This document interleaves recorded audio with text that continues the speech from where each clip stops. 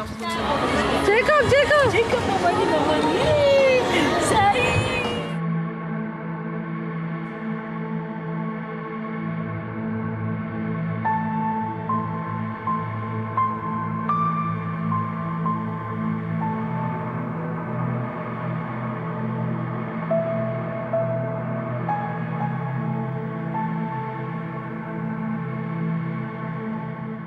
Religious persecution is a situation where your life is literally put in jeopardy simply because of what you believe or what you might want to share in your faith, and your life's at risk. We as Americans face religious discrimination. We do not face religious persecution like we see in other places in the world.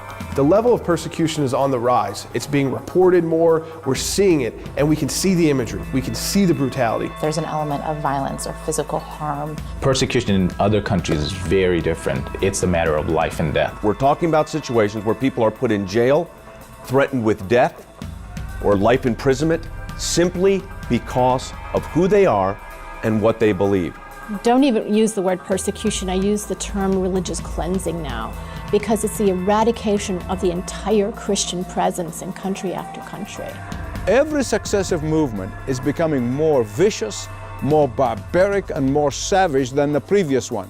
People are being killed because of their faith, brutally murdered because of their faith, being sold into slavery because of their faith. There's a much larger issue here. For the last 5 or 6 years, there's been tremendous persecution, almost a genocide.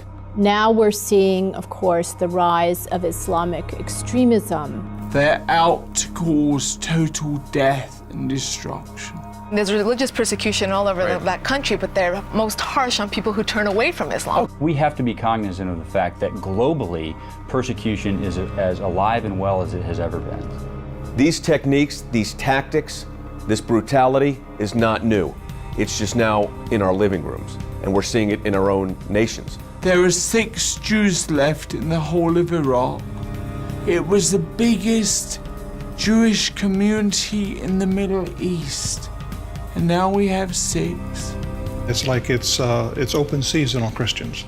Basically killing infidels so they can go and get their reward. Level of brutality is hitting a point that you didn't see before. It used to be people get arrested, they may even be executed. But now being burned alive, it seems medieval, but it's happening in 2014 and it's getting worse. This is a global attack and civilians are the targets.